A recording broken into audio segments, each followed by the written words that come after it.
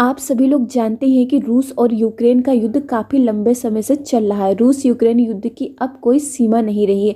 यह अपने बॉर्डर से बाहर जा चुका है और किसी भी बॉर्डर तक सीमित नहीं है। इसी वजह से यूक्रेन के कमांडर ने भी यह कह दिया है कि वर्ल्ड वॉर 3 शुरू हो चुका। चाहे आप माने या न माने, इस बात को रूस के राष्ट्रपति व्लादिमीर पुतिन ने भी कन्फर्म कर दिया है। रूस के राष्ट्रपति ने राष्ट्र के नाम संबोधन दिया और अपने पूरे देश को संबोधित करते हुए बताया कि कल देर रात हमने यूक्रेन के कई शहरों पर आईसीबीएम यानी कि इंटरकॉन्टिनेंटल बैलिस्टिक मिसाइल गिराई थी। हमने ऐसा इसलिए किया क्योंकि यूक्रेन हमारे ऊपर मिसाइल दागने की तैयारी कर रहा था, इसलिए मजबूरी में हमें आईसीबीएम गिरानी पड़ी ताकि यूक्रेन को रोका जा सके।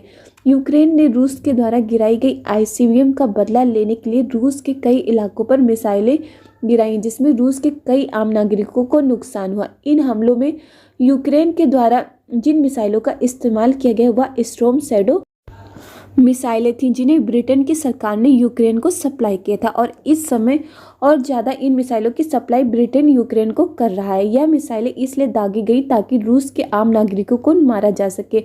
व्लादिमीर पुतिन ने कहा कि इसलिए हम अब तैयारी कर रहे हैं ब्रिटेन की सभ्यता को खत्म करने की। रूस के राष्ट्रपति ने कहा कि ब्रिटेन एक आयरलैंड नेशन है और हम चाहें तो कुछ ही सेकंड के अंदर इस पूरे देश को साफ कर सकते अपनी आईसीबीएम मिसाइलों के जरिए, उनमें परमाणु बम लोड करके। और हमारा हमला इतना तेज होगा कि ब्रिटेन हमला करने लायक ही नहीं बचेगा। पूरा ब्रिटेन ही साफ हो जाएगा। देश के अंदर घास का एक तिनका भी नहीं बचेगा। तो इंसानों की तो बात बहुत ही दूर की है।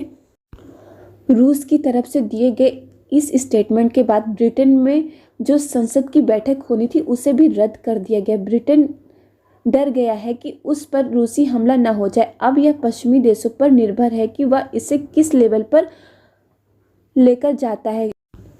क्या वे इसे रूस यूक्रेन में ही खत्म करेंगे या फिर पूरी दुनिया में लेकर जाएंगे, जिसे वर्ल्ड वॉर 3 का नाम देंगे। यह बात जितनी सच है कि रूस ने इस युद्ध को शुरू किया था, उतनी ही यह बात भी सच है कि रूस ने इस युद्ध को यूक्रेन तक ही सीमित रखा। रूस ने कभी भी किसी दूसरे देश को टारगेट करने की कोशिश नहीं की। पूरा पश्चिमी भाग जो है यूक्रेन को हथियारों और पैसे से समर्थन कर रहा है, फिर भी रूस ने किसी भी प्रकार से पश्चिमी देशों को नुकसान नहीं पहुंचाया।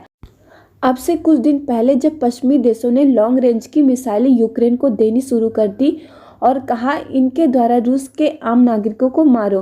रूस को अपने देश के आम नागरिकों की सुरक्षा का अधिकार है, इसलिए रूस ऐसा कर रहा है। और रूसी कमांडर ने अब यह कन्फर्म कर दिया कि अगर अपने देश के आम नागरिकों को बचाने के लिए अगर एक दो देश नाटो के खत्म करने पड़े तो वो कर देंगे और इससे पीछे नहीं हटेंगे।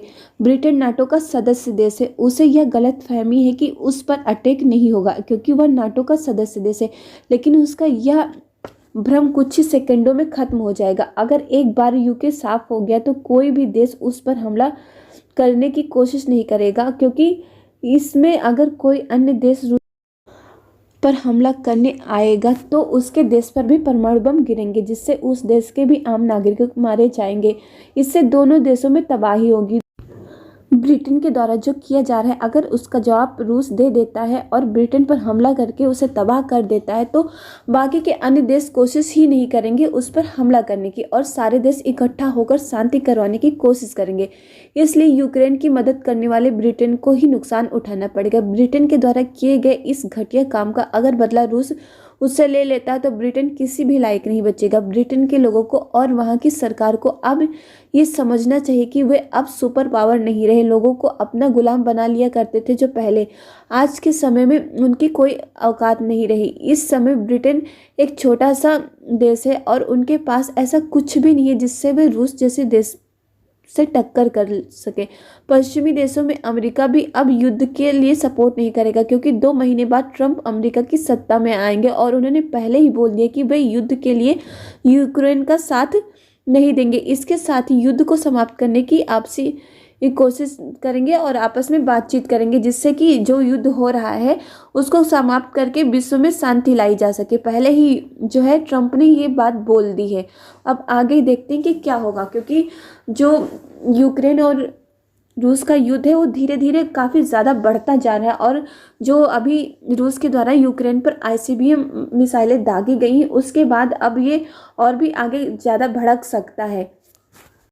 आप सभी लोग को पता है कि रूस का युद्ध होते हुए अब कुछ ही महीनों बाद जो 3 साल पूरे हो जाएंगे, लेकिन ये युद्ध जो है अभी भी ख़त्म नहीं हुआ है। यह किसी न किसी रूप में आगे बढ़ता जा रहा है, और अब आप लोग को पता है कि यह अगर ऐसे ही चलता रहा तो आगे थर्ड वर्ल्ड वार जो है शुरू हो जाएगा इसी युद्ध के चलते हुए। अभी आप लोगों ने देखा था इजराइल, हमास, लेबनान, इन लोग के बीच में कितना भयंकर युद्ध हुआ है, और ये जो रूस और यूक्रेन का युद्ध है ये तो शांत होने का नाम ही नहीं ले रहा है। अब यही जो है थर्ड वर्ल्ड वार की नींव रख रहा है।